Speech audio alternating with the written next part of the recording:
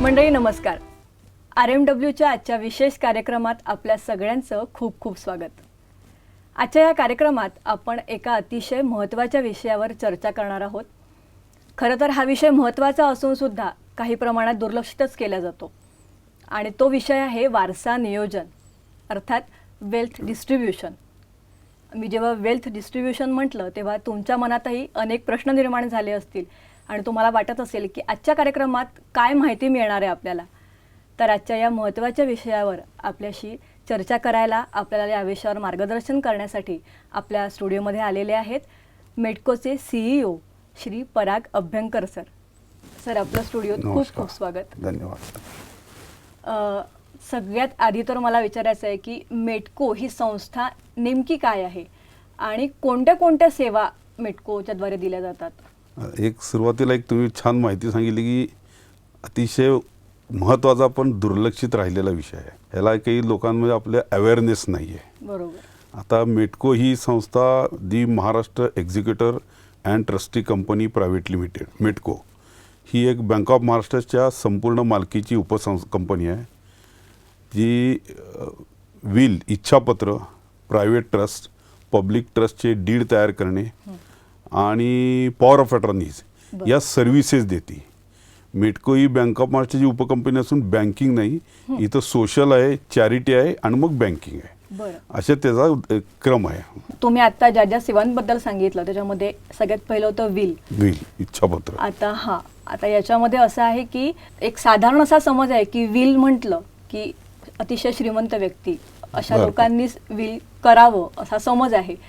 तर तुम्हाला काय वाटतं, तुम्ही काय सांगाल की प्रत्येक व्यक्तीने विल केलं पाहिजे की खरोखर जे श्रीमंत आहेत त्यांनाच विलची गरज असते. नाही, हा एक चुकीचा समज आहे. मी आता तुम्ही सांगितले की याला कारण की अवेअरनेस, पुन्हा मी तिथं जातो की ह्याच्या गोष्टीचा अवेअरनेस अजून समाजामध्ये नाही आहे. इच्छापत्र असं आहे की जी मी माझ्या आयुष्यात स्वकष्टार्जित आहे, माझ्या पैशाने कमवलेले आहे, ते माझ्या पश्चात माझ्या इच्छेनुसार वाटप व्हावं अशी ज्यांची इच्छा आहे ते सर्वजण विल करू शकतात.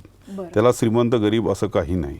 स्वकष्टार्जित मी कमवलेली आणि माझ्या पश्चात कोणाला द्यायची ही इच्छा ज्या पत्राद्वारे व्यक्त होते. आता विलचं सिंपल आहे की तुम्ही एका कागदावर तुमची सगळे असेट लिहू शकता, 2 विटनेसच्या सह्या, एक डॉक्टरांचं सर्टिफिकेट आणि तुमची स्वतःची सही, हे एवढ्याच गोष्टी विलसाठी आवश्यक आहेत. विलला कुठलाही फॉर्मॅट नाही आहे असं. पण आम्ही मेडको इथं आम्ही विलचं रजिस्ट्रेशन मॅन्डेटरी करतो, इन्सिस्ट करतो. कायद्यानुसार ते मॅन्डेटरी पण नाही आहे. तर ते जी की विल आपल्या पश्चात त्याच्या जी आपली इच्छा आहे त्याचं डिस्ट्रीब्युशन व्यवस्थित व्हावं त्याच्याकरता रजिस्टर विल हे जास्ती उपयुक्त ठरू शकतं. ह्याच्याकरता आम्ही रजिस्टर विलचं हे करतो. ट्रस्ट डीड म्हणतो तर जे पब्लिक ट्रस्ट आहे, प्रायव्हेट ट्रस्ट आहेत, त्या ट्रस्ट डीडची डॉक्युमेंट तयार करणं, त्याच्यासाठी त्यांचा सल्ला देणं. पब्लिक ट्रस्ट तयार करायचं त्याला चॅरिटी कमिशनरचं रजिस्ट्रेशन लागतं, इन्कम टॅक्सचं 12A ATGचं रजिस्ट्रेशन. या सगळ्या गोष्टी मेडको ॲज अ मॅनेजिंग ट्रस्टी करू शकतं. सेटलर म्हणजे जो ट्रस्ट तयार करतो त्याचं नाव त्याचा सेटलर म्हणतात. त्याची इच्छा असेल तर मेडको मॅनेजिंग ट्रस्टी म्हणून काम करतं. आणि तिसरी सर्व्हिसचा उल्लेख केला पॉवर ऑफ अटर्नी. तर येणाऱ्या अनेक आमच्याकडे पुण्याला क्लायंट आहेत ज्यांच्या इन्व्हेस्टमेंट म्हणून घेतलेल्या प्रॉपर्टीज आहेत, पण तिथं देखभाल कोण करणार. एखाद्या रेंट अग्रीमेंट दिलं तो नाही निघाला तर या गोष्टी करता आम्ही आमच्याकडे अशा एक 40 प्रॉपर्टीज आहेत ज्या आम्ही सांभाळ, शॉप आहेत, बंगला आहे, फ्लॅट आहेत, ज्याचं पॉवर ऑफ अटर्नी थ्रू त्यांनी मेडकोला दिले, पॉवर दिले. मग रेंट अग्रीमेंट करणं, प्रॉपर्टीचे टॅक्स भरणं, त्याचं रेंट कलेक्ट करून जे ओनरला पाठवणं, या सर्व्हिसेस सुद्धा पॉवर ऑफ अटर्नी अंडर मेडको करतं. आता संपत्ती म्हटली की ती लहान असो मोठी असो, कुटुंबात जेव्हा ती वाटण्याची वेळ येते तेव्हा तिच्यामध्ये वाद होतात. हा अगदी म्हणजे खूप कॉमन अनुभव आहे प्रत्येक ठिकाणचा. तर अशा वेळेला मेडकोची काय मदत होते, मेडको कशी मार्गदर्शन करते त्या लोकांना. मी जसं सांगितलं मेडको विल इच्छापत्राची सर्व्हिसेस सेवा उपलब्ध करून देते. जर इच्छापत्र आपण केलं नाही तर आपल्या इस्टेटीचं आपल्या पश्चात सक्सेशन ॲक्टनुसार वाटप होतं. आता आमच्याकडे परवा एक विल आधी 10 वर्षापूर्वी केलं तर पुन्हा त्या कोडिसील म्हणतात. विल एखादं तुम्ही मॉडिफाय केलं तर त्याला कोडिसील कराल. तर म्हणलं की माझ्या मुलीला लग्नात मी बऱ्यापैकी देऊन झालं आहे, त्यामुळे आधी 50-50% होतं विलमध्ये, आता माझ्या मुलाला 70% द्यायचं, मुलीला 30% द्यायचं. आता या केसमध्ये त्या आजीनी त्या इच्छापत्र केलं नसतं तर त्यांच्या पश्चात परत मुलीला 50%, मुलाला सक्सेशन ॲक्टनुसार मिळालं असतं. आपल्या पश्चात आपल्या इच्छेनुसार, आता बरेच जणांना असतं की माझ्या कुलदैवतेला काहीतरी द्यायचं आहे, मला जे आयुष्यभर जिने सांभाळले त्यांना काही वाटा द्यायचा आहे. या गोष्टी जर इच्छापत्र केलं नाही तर सक्सेशन ॲक्टनुसार देता येत नाहीत. सक्सेशन आपले जे वारस आहेत तेवढ्या सगळ्यांनाच त्या आपल्या संपत्तीचं वाटप होतं. जर आपल्याला इच्छेने त्यांच्या व्यतिरिक्त कोणाला द्यायचं असेल, इथं विलची महत्त्व आहे. अच्छा. आणि जसं तुम्ही आता सांगितलं की म्हणजे घरातल्या आईवडिलांनी जर मुलांच्या नावाने एखादी इस्टेट केलेली असेल आणि समजा मुलांना जर नंतर ती इस्टेट स्वतःकडे न ठेवता एखाद्या संस्थेला किंवा एखाद्या ट्रस्टला जर द्यायची असेल तर मग त्यासाठी काय प्रोसेस? नाही, त्या आईवडिलांच्या इच्छेनुसार, इच्छापत्रानुसार मुलांना गेल्या आणि त्या मुलांची इच्छा असेल तर त्यांना पुन्हा दुसरं विल करावं लागतं. बरं. त्या म्हणजे आईच्या वडिलांच्या विलनुसार ती फ्लॅट जी इस्टेट आहे ती मुलांना जाते. बरं. मुलांना वाटायचं की माझ्या मुलाला नाही द्यायचं, मला ह्याच्यातला काही पार्ट देवस्थानला द्यायचा आहे, कोणाला द्यायचा आहे, तर त्या मुलाला त्याचं वेगळं विल करावं लागतं. बरं. त्याकरता त्याची वेगळ्या विलची प्रोविजन. मगाशी आपण विलवर चर्चा केली, त्याच्यानंतर तुम्ही जे ट्रस्ट आणि पॉवर ऑफ अटर्नी याबद्दल जे सांगितलं, तर त्याच्यामध्ये नेमक्या सेवा काय काय असतात त्याचं डिटेलमध्ये तुम्ही माहिती देऊ शकाल का? विल म्हणजे इच्छापत्र जे करतो आपण त्याच्या संदर्भातलं आता मी जे डिटेल सांगितलं. बरोबर. ज्याला मी पहिल्या सुरुवातीला सांगितली, ज्याला स्वतःची इस्टेट आहे, माझ्या पश्चात त्याचं डिस्ट्रीब्युशन माझ्या इच्छेप्रमाणे व्हावं, म्हणजे सक्सेशन ॲक्ट किंवा कायद्यानुसार माझ्या इच्छेप्रमाणे व्हावं, त्याप्रमाणे जर त्याला ती विलची आवश्यकता आहे. मी आता मगाशी म्हटलं तसं अजून एक आहे की बऱ्याच जणांनी परवा आमच्याकडे की त्यांच्या काही सर्व्हिस देणारे असतात, त्यांनी त्यांचा सांभाळ केलेला असतो, मुलं बाहेर आहेत पण त्यांना काहीतरी त्यांना द्यायचं असतं. किंवा असं असतं की मी लहानपणी खूप गरिबीत काम केलं, माझ्या काकाने मला खूप मदत केली, मामाने केली, मला आता त्यांना द्यायची इच्छा आहे. आणि दुसरी गोष्ट असते की आपल्या कुलदैवतेला मला काहीतरी द्यायचं. बऱ्याच जणांचं इथे असतं की मला सगळं देवाने दिलं, आता मला त्याला काहीतरी द्यायचं आहे, मला आपल्या कुलदेवतेला द्यायचं आहे. या सगळ्या गोष्टी जर विल नसेल तर सहज शक्य होत नाहीत. कायद्यानुसार जो जीवित तुमची मुलं आहेत, मुली आहेत किंवा त्यांचे लिगल हेअर, त्याला विल नाही केलं तर त्यांना ती सगळी इस्टेट जाती. मग त्या मुलांनी ठरवायचं कुलदैवतेला द्यायचं का नाही किंवा ते सर्वच मुलाच्या ह्याच्यावर अवलंबून आहे. पण माझी इच्छा आहे त्याला द्यायचं, मग त्याकरता विलची आवश्यकता आहे. आणि रजिस्टर विल ह्याच्यासाठी इन्सिस्ट करतो की ते रजिस्ट्रेशन असतं. रजिस्ट्रेशनच्या वेळेला दोन्ही विटनेस त्यांचे बायोमेट्रिक घेतले जातात, फोटो काढले जातात, त्याची एक कॉपी गव्हर्नमेंट सर्व्हरला जाते. त्यामुळं विल मॅनिप्युलेट झालं आहे, हे चुकीचं विल आहे, ह्या जर कोर्टात गेलं तर जिंकण्याची शक्यता फार फार म्हणजे एक पॉईंट नॉट 1 नाही. म्हणून मेटको कायम रजिस्ट्रेशनला मॅन्डेटरी आम्ही इन्सिस्ट करतो. कायद्याने ते बंधनकारक नाही, पण ते पुढच्या भविष्याच्या दृष्टीने चांगलं आहे. दुसरा तुम्ही म्हणतो की माझी इच्छा आहे समाजाकरता काही करावं, तर ते माझ्या पश्चात सुद्धा ते नाव राहतं. जो सेटलर आहे की मला आता काही माझ्याकडे वेल्थ आहे, मला समाजासाठी करायचं, मी आहे तोपर्यंत करीनच, पण माझ्या पश्चात काय, तर या ठिकाणी पब्लिक ट्रस्ट असतं.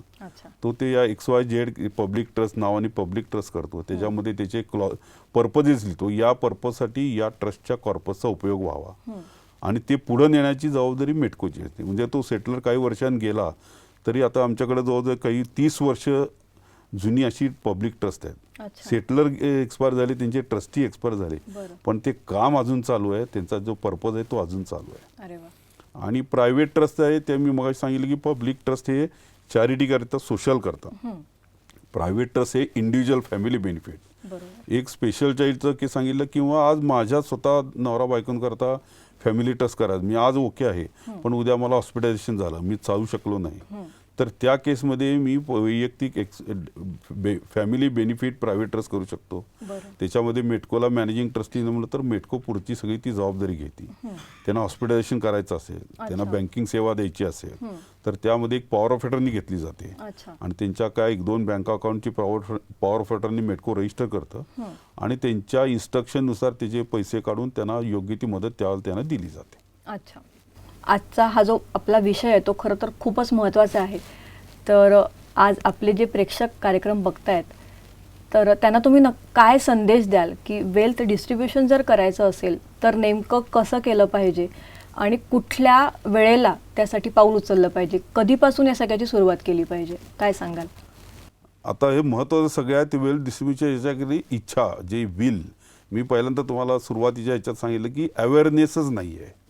अर्थात त्याला आम्ही पण काही म्हणू की आमच्याकडनं आता अवेअरनेस प्रोग्राम आम्ही चालू केलेत की लोकांमध्ये ह्याची जागृती झाली पाहिजे आणि ह्याचं महत्त्व आता पटायला लागलं आहे. जेव्हा माझी वेल्थ मी म्हणतो मी आयुष्यभर कमाई केलेली आहे, पण त्याची जेव्हा वाटपाचं वेळ होईल तेव्हा मला काहीतरी इच्छेला मान आहे का नाही, ह्याच्याकरता मी ती जे डॉक्युमेंट आहे ते इच्छापत्र आहे. त्याचं महत्त्व किती आहे काय हे अजून समाजामध्ये नाही म्हणून आम्ही आजका विल अवेअरनेस प्रोग्राम मेटकोतर्फे चालू केले. म्हणजे आम्ही हेड काउंट नाही, एखाद्या सोसायटीत सकाळी जाऊन त्यांच्या सोसायटीच्या ह्याच्यातसुद्धा आम्ही विल अवेअरनेसचे प्रोग्राम देतो की मोठं सभा पाहिजे 50 पाहिजे असं काही नाही.